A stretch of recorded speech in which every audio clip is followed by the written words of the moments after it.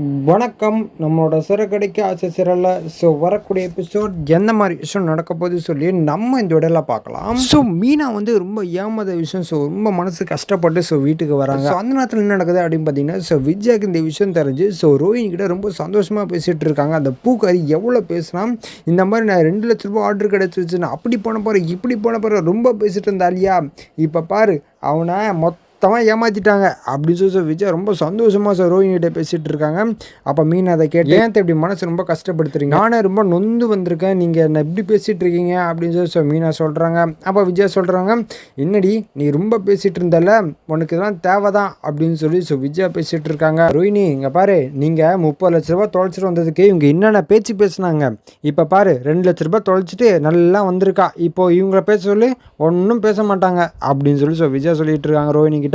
அப்போ ரோஹினி சொல்கிறாங்க, ஆமாம் ஆண்டி, நீங்கள் சொன்னது கரெக்டு தான், நாங்கள் தொலைச்சதுக்கு அவங்க என்னென்ன பேச்சு பேசுனாங்க, இப்போ பாருங்கள் அவங்க எப்படி இருக்காங்கன்னு அப்படின்னு சொல்லி ரோஹினி பேசிகிட்டு இருக்காங்க. அப்போ இது கேட்ட ஸ்ருதி, ஆண்டி இங்கே பாருங்கள், நீங்கள் சொல்கிறதெல்லாம் கேட்டுட்டு தான் இருந்தேன், ஏன் நீங்கள் இப்படி பேசிகிட்டு இருக்கீங்க, அவங்க எவ்வளோ கஷ்டப்பட்டாங்க தெரியுமா, அந்த 30 லட்ச ரூபா தொலைச்சதுக்கு அவங்க அவ்வளோ தேடினாங்க, இப்போவும் அவர் தேடிட்டு தான் இருக்காரு அப்படின்னு சொல்லி ஸ்ருதி சொல்லிட்டு இருக்காங்க. அப்போ ரோஹினி இது கேட்டவனும் சைலண்டாக இருக்காங்க. அப்போ விஜய் சொல்கிறாங்க, அடப்போமா நீ எதுக்கு எடுத்த ஆளே இவங்களுக்கு தான் சப்போர்ட் பண்ணுற அப்படின்னு சொல்லி விஜயா சொல்லிட்டு இருக்காங்க. அப்போ மீனா சொல்கிறாங்க, அத்தா இங்கே பாருங்கள், இப்போவும் அந்த 30 லட்ச ரூபாய் எங்கே யார்கிட்ட போயிருக்குன்னு சொல்லி அவர் தேடிட்டு தான் இருக்காரு, நாங்கள் சீக்கிரமாக கண்டுபிடிச்சிரும், மற்றவங்க மாதிரி சும்மா பார்த்துட்டுலாம் இருக்க மாட்டோம் அப்படின்னு சொல்லி மீனா சொல்லிட்டு இருக்காங்க.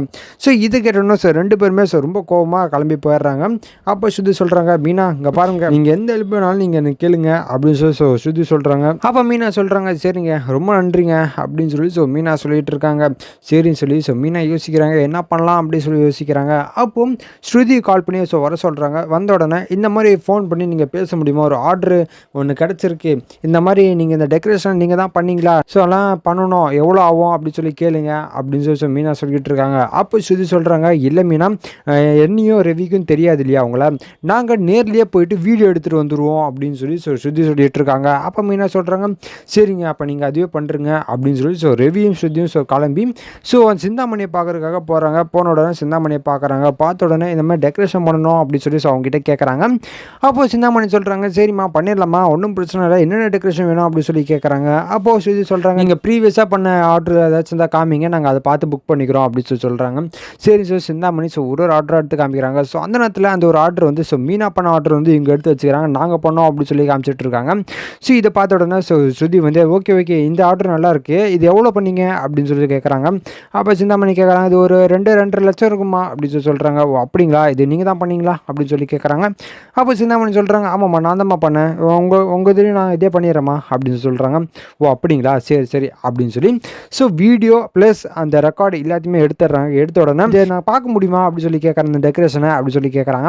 அப்போ சிந்தாமணி சொல்கிறாங்க, சரிம்மா வாமா, நாங்கள் நீங்கள் எடுக்காமல் அப்படி தான் இருக்கோம், வா நான் காமிக்கிறேன் அப்படின்னு சொல்லி சொல்கிறாங்க. சரி அந்த மண்டபத்துக்கு கூப்பிட்டு போகிறாங்க. போன உடனே சரி நாங்கள் இந்த டெக்கரேஷனை சேர்த்து உங்களை ஃபோட்டோ எடுத்துக்கலாமா, அப்போ தான் நான் வீட்டில் போய் காமிக்க முடியுது, இவங்க தான் பண்ணாங்க அப்படின்னு சொல்லி எடுத்துக்கலாமா அப்படின்னு சொல்லி ஸ்ருதி கேட்குறாங்க. அப்போ சிந்தாமணி சொல்கிறாங்க, சரிங்க நீங்கள் எடுத்துக்கோங்க அப்படின்னு சொல்கிறாங்க. சரின்னு சொல்லி ரவி வந்து ஃபோட்டோ எடுக்கிறாரு. எடுத்தோடனே எல்லா எவிடன்ஸும் அவங்களுக்கு கிடைக்குது. எடுத்தோடனே ரொம்ப சந்தோஷமாக மீனா கிட்ட வந்து காமிக்கிறாங்க. இதை பாருங்க மீனா, நீங்கள் கேட்ட மாதிரி எல்லா எவிடன்ஸும் கிடச்சிருச்சு, இதுக்கப்புறம் நீங்கள் என்ன பண்ணணுமோ பண்ணுங்க அப்படின்னு சொல்லி மீனா கிட்ட ஸ்ருதி சொல்கிறாங்க. இதுக்கப்புறம் எந்த மாதிரி விஷயம் நடக்க போகுது சொல்லி நான் அடுத்த வீடியோவில் உங்களுக்கு அப்டேட் பண்ணுறேன். அது வரைக்கும் நம்ம சேனல் சப்ஸ்கிரைப் பண்ணி பக்கத்தில் பெல் ஐக்கன் கிளிக் பண்ணி வச்சுக்கோங்க. நன்றி, வணக்கம்.